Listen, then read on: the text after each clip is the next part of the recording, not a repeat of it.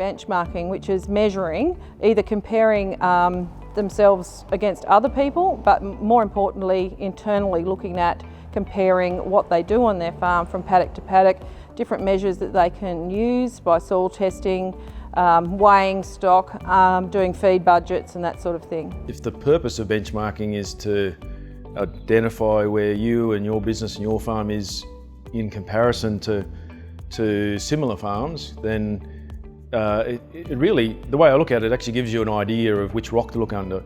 So even if you just look at the economic or management side of it, you really need to know the big rocks look under, whether it's all about income and therefore yield. So if you're doing really well in the yields or the income income per hectare compared to other people, then you don't need to look so hard there. But if it might be cost of production or it might be your overheads, so yeah, it is quite important to do that planning. The main thing for me is identifying what to focus on. To me, that's the key use of the benchmarking. And you have to be a little bit careful because everyone is different. They're different climates, different soils, different scenarios.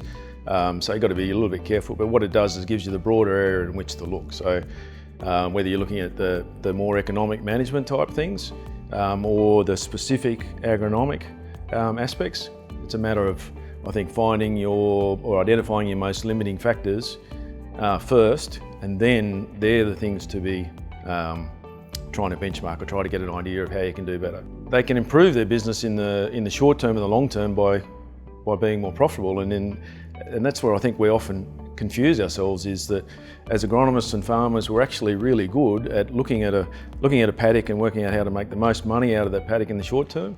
But what we need to do is start to have a bit of a longer term view and look at how we can do the best we can over time in that. So sometimes we need to have more of an investment mentality where we might do some things which in the short term looks like a step back, but allows you to be more productive going forward. Well, we think science can help.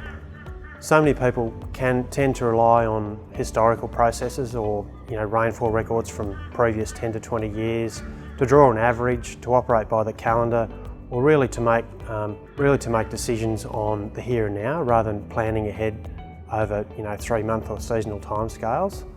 And we think there is something that science can offer if you can understand it. Some of the terminology and acronyms are quite intimidating, and to better understand what they actually mean and when they're going to affect you, certainly we think can bridge a lot of gaps of what is very complex science, and try and apply that and overlay that to the farming system. It's able to compare like industries with other industries, but also to compare them on returns per hectare, per head, something that way. It's sort of to get a common baseline so that somebody can say, well, compared to that person, I'm doing better or worse. And with a benchmark, there'll always be an average too, so you know whether you're above average or below average.